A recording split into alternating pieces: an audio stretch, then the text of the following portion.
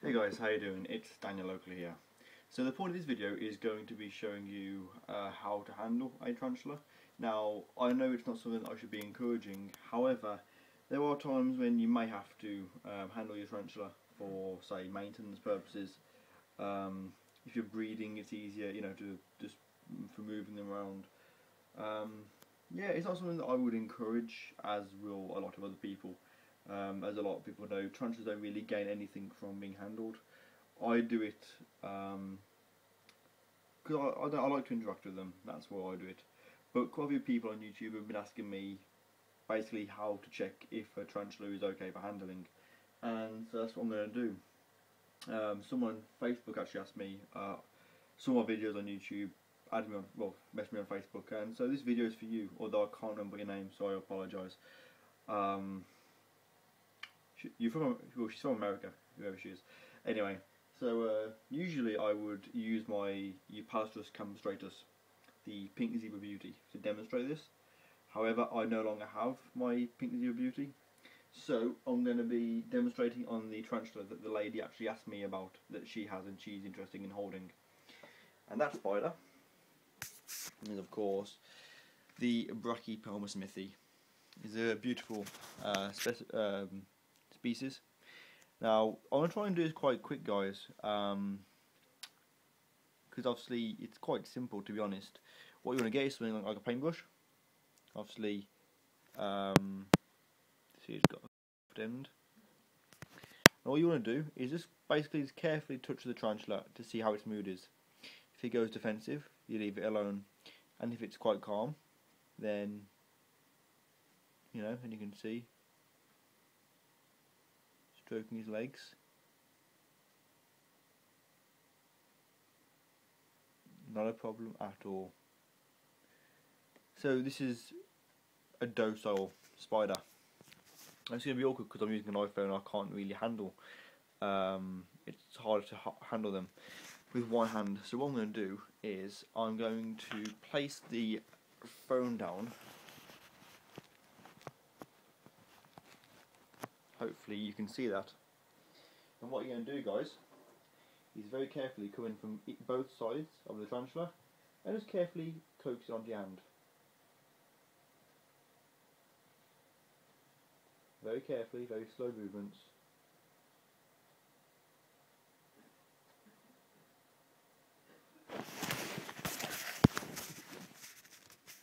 And there you go. See, it's not that hard. And what you do, guys, you make sure you keep the spider low, as a fall could really seriously injure, if not even kill, your spider, which you don't want. And yeah, you just be very calm with them. This is quite a big brachy, actually. It's I brought it as a male. Sorry, I brought it as a female. I paid a lot of money for it. Figured out that it could actually be male after last molt, and it hasn't molted for 2 years, so I still don't know what the sex is exactly. But you keep it down. Someone on Facebook actually said to me as well that they thought they have spikes that they dig into your legs, which isn't true at all. The way that they actually hold on is at the very bottom of their toes. I don't know if you'll be able to see it with my awful camera. There's like 2 little hooks at the end of each leg. And yeah, they basically use these little hooks to hold on, and they're very light. It's a very weird feeling when you have them on you. Another thing you can do, guys, if you do get your tarantula out of its enclosure, as you can see, this one is out now. He's just holding onto my leg, onto my arm with his legs. Sorry. I can very carefully unhook him.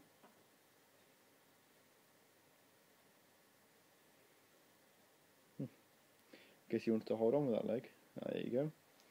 Now, if you can get a spider out of its enclosure and out on its bed like this, or on, place a surface of your choice, you can simply just place your hand in front of it. And if you wait, maybe even give it a prod on the back very carefully with something soft, it will also walk over you. And you can see that it's not in any threat posture, it's not being defensive. I haven't hurt it at all, in fact it's very relaxed. You can see no signs of being defensive. And this is what I really want people to understand with spiders, is that they won't try and harm you for no reason at all, for anyone who has them. In fact, they would much rather run than try and fight you or harm you. Only if you keep prodding it and messing with it, that it will then actually bite back to defend itself. Obviously, the spider doesn't know that you're only trying to observe it. So yeah, guys, this is a quick, I suppose, a quick handling tutorial. Like I said, I'm not trying to encourage people to handle tarantulas, but I just want them to know that if you do ever have to handle it, that this would be the way that I would personally recommend to doing it. Like I said, if you have to get a tarantula out for tank maintenance or something like that, So yeah, that's that. And like I said, this is a Brachypelma Smithi, the Mexican red-kneed tarantula, and it's fairly big. Not obviously as big as like what Zelda is. You can see there actually that he's just put his pedipalps, and this is another thing, guys. People say that tarantulas have 10 legs. Yes and no. They actually have 4 pairs, which is 1, 2, 3, 4. 4 pairs of legs.